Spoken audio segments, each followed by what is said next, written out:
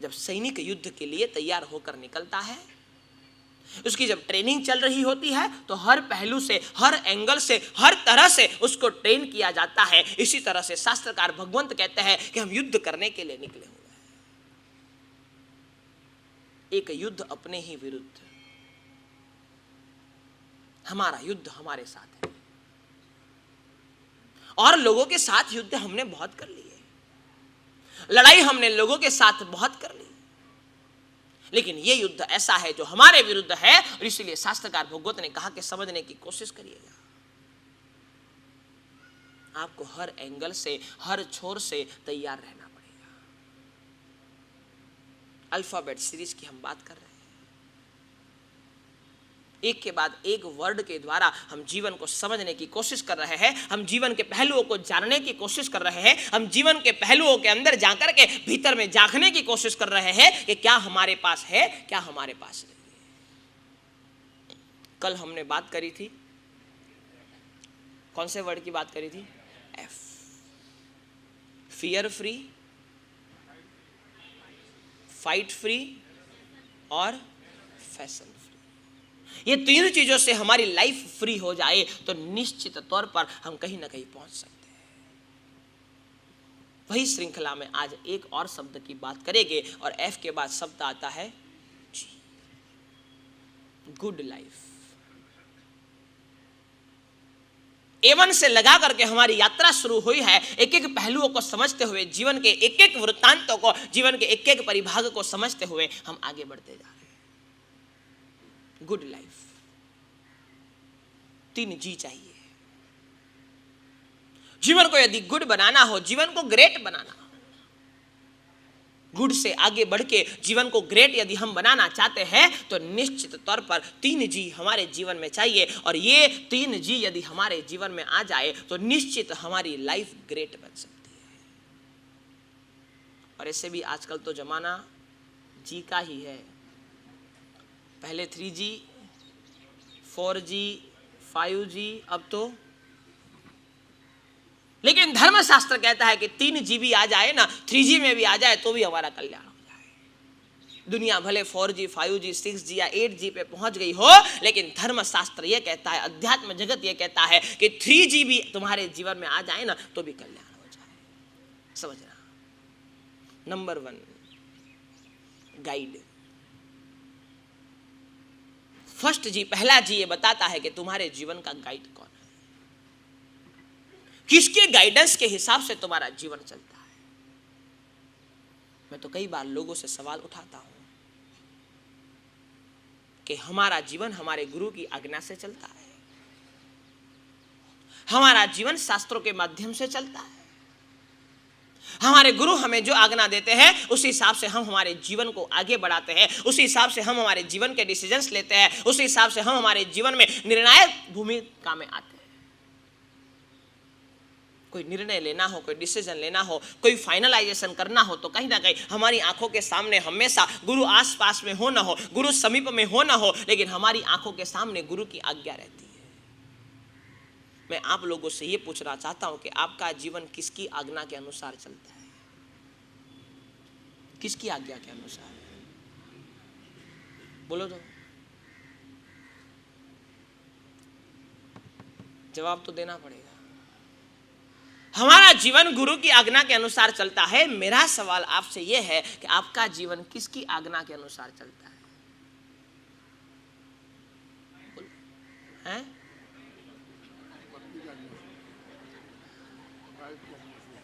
हिम्मत चाहिए इतना बोलने के लिए। बाकी सब चुप हो गए, लेकिन वो भाई ने हिम्मत दिखाई।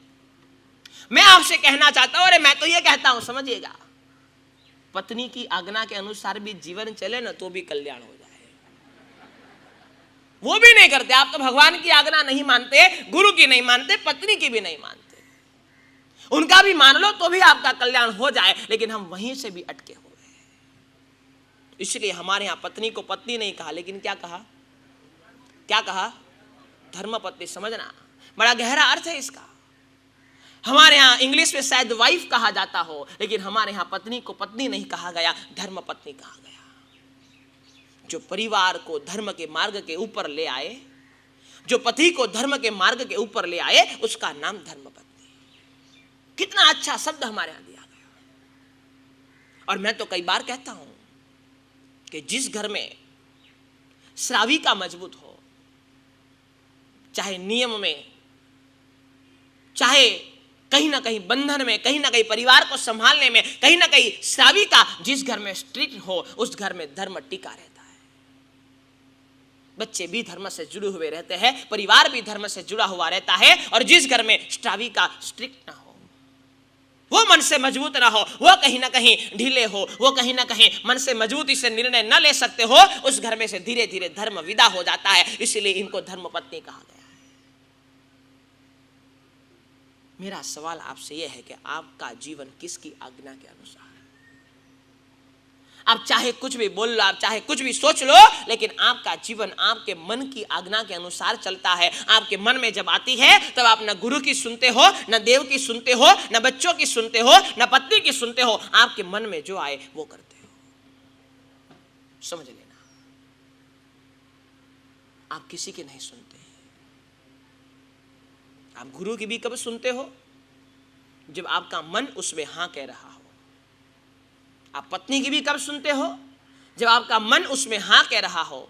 आप परमात्मा की भी कब सुनते हो? जब आपका मन उसमें हां कह रहा हो, आपका मन ना कह रहा हो और गुरु ने कहा हो। ऐसी कितनी आज्ञा का पालन आपने किया, एक बार जरा सोचना, जिसमें आपके मन ने ना बोला हो और गुरु ने कहा हो कि नहीं करना ही है। ऐसी कितनी आज्ञा का पालन आपने आपके जीवन में किया, एक बार सोच लेना।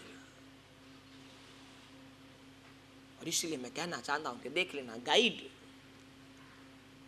आपके जीवन को कौन चलाता है, आपके जीवन को कौन मार्ग दिखाता है, ये बड़ा महत्वपूर्ण सवाल हमारे सामने है। इसलिए मैं कहना चाहता हूं कि 3G यदि हम संभाल ले तो जीवन संभल जाए। गाइड कौन करता है आपको? और मन के हिसाब से चले तो मरना तय है। बराबर समझना, मन के हिसाब से चले तो जीवन में कहीं ना कहीं पतित होना तय है, जीवन में कहीं ना कहीं गिरना तय है, जीवन में कहीं ना कहीं नीचे उतरना तय है। मन आपको नीचे लेकर आएगा, ऊपर चढ़ाने की ताकत मन के पास नहीं है। मन को जब तक देव गुरु का सपोर्ट ना मिले, मन को जब तक शास्त्रों का सपोर्ट ना मिले, मन को जब तक पॉजिटिविटी का सपोर्ट ना मिले, तब तक ये मन आपको ऊपर नहीं चढ़ाएगा, वो नीचे ही उतारेगा। मन ऊपर तब ही ले जा सकता है जब उसको पीछे से कोई धक्का मारने वाला। आज ये जिन शासन में इतनी तपस्याएं होते हैं, इतना त्याग होता है, इतने संयम के मार्ग पर लोग चल रहे हैं, कहीं ना कहीं लोग संयम ग्रहण कर रहे हैं। इतनी आराधना, इतनी साधना आप क्या मानते हो मन के हिसाब से हो जाती है? उसके पीछे जब कोई गुरु का धक्का लगता है, उसके पीछे जब कोई शास्त्र की बात का धक्का लगता है, उसके पीछे कोई प्रेरणा का धक्का लगता है, तब जाके मन करने को राजी होता है, वरना मन राजी नहीं होता। मन तो कहता है कुछ मत करो, खाओ पियो सो जाओ, बस और कुछ नहीं करना। मन तो आपको यही सिखाएगा, यही बताएगा। लेकिन मैं आपसे कहना चाहता हूं कि जीवन में एक बार शांति से बैठ करके अपने खुद के सामने क्वेश्चन मार्क खड़ा कर देना कि मेरा जीवन किसकी आज्ञा के अनुसार चल रहा है। कोई तो एथिक्स हो, कोई तो नियम हो, कोई तो हमारा मार्गदर्शक हो, कोई तो हमें गाइड करने वाला हो। बराबर सोच लेना। नंबर 1 गाइड, नंबर 2 गोल। आपके जीवन का लक्ष्य क्या है? कौन से लक्ष्य को लेकर आप चलते हैं? खाना पीना, कमाना, सोना, यही आपके जीवन का लक्ष्य है? समाज में पद प्रतिष्ठा बन जाए, यही आपके जीवन का लक्ष्य है? एक अच्छा सा घर आपके पास हो, यही आपके जीवन का लक्ष्य है? कर पाएंगे। नंबर 1 गाइड, नंबर 2 गोल। बैठकर कभी सोचो तो सही कि जीवन का लक्ष्य क्या है। मैं इतना भाग रहा हूं, मैं इतना दौड़ रहा हूं, मैं इतनी जीवन के अंदर मेरा समय लगा रहा हूं, ये सब चीजों के पीछे मेरे जीवन का लक्ष्य क्या? मुझे जाना कहां, मुझे पहुंचना कहां, मेरी मंजिल क्या? मंजिल का कोई ठिकाना नहीं। समझना जीवन को, थोड़ा गहराई में जाके जीवन को देखने की कोशिश करना। और तीसरे जी की बात बताइए, का गाइड भी परफेक्ट चाहिए, गोल भी जीवन में होना चाहिए, और तीसरा जी बताया ग्रोथ का ग्रोथ भी तो होना चाहिए।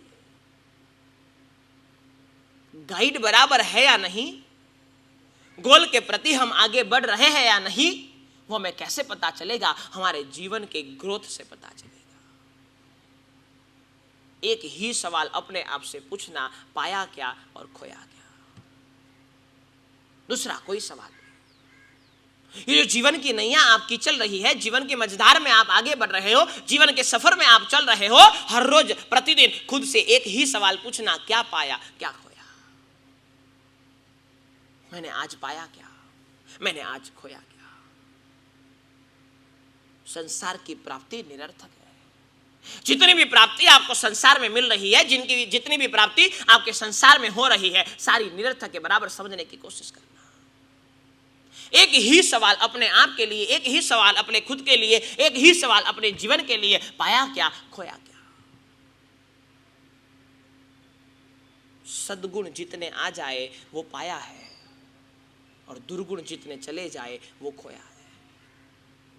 खोने जैसा कुछ हो तो वो हमारे जीवन के दुर्गुण है, और पाने जैसा कुछ हो तो हमारे जीवन के सद्गुण है, बस और कुछ नहीं। संसार में पाने जैसा क्या? जीवन में अच्छाई आ जाए, जीवन में सद्गुण प्रवेश कर जाए, ये संसार में पाने जैसा है। और खोने जैसा क्या? हमारी गलतियां चली जाए, हमारी बुराई चली जाए, हमारे दुर्गुण चले जाए, ये खोने जैसा और है क्या? इसलिए रोज रात को सोने से पहले अपने आप से एक सवाल दोहराना, आज पाया क्या खोया क्या? और इसीलिए हमारे यहाँ जिन शासन में प्रतिक्रमण की उत्तम परंपरा है। प्रतिक्रमण और कुछ नहीं, ये अपने आप से सवाल है, आज क्या पाया क्या खोया? आज कब पूरे दिन में मुझे अभिमान ने घेरा? आज कब पूरे दिन में मुझे क्रोध ने घेरा? आज कब पूरे दिन में मेरे मन में लोभ का भाव जगा? आज कब पूरे दिन में मेरे भीतर एक माया कपट का भाव जगा? आज कब पूरे दिन में मेरे भीतर एक ईर्ष्या का भाव जगा? ये प्रतिक्रमण है और कुछ नहीं। प्रतिक्रमण में एक ही भावधारा चलती रहनी चाहिए, क्या पाया क्या खोया? आज अच्छा क्या हुआ, आज बुरा क्या हुआ? जो नहीं करने चाहिए थे वैसे काम मैंने आज कितने किए, और जो करने चाहिए थे वैसे काम मैंने आज कितने नहीं किए? एक ही सवाल बार बार अपने आप से पूछते रहना। यदि आप लाइफ में ग्रोथ चाहते हो, लाइफ में आप आगे बढ़ना चाहते हो, आप चाहते हो कि आप लाइफ में कुछ प्रोग्रेस कर लो, तो एक ही सवाल अपने आप से, क्या पाया क्या खोया? 3G आपके जीवन को ग्रेट बना सकते हैं। इसलिए मैं आपसे कहना चाहता हूं, तीनों जी के सामने हमेशा नजर लगाए रखे। सबसे पहले नंबर में guide, number 2 goal, and number 3 growth. प्रेम, भक्ति, आराधना, प्रवचन के अद्भुत संगम से जुड़ने के लिए सब्सक्राइब करें गुरु प्रेम मिशन की YouTube चैनल को, और ताज़ा अपडेट के लिए बेल आइकन पर क्लिक करना ना भूलें।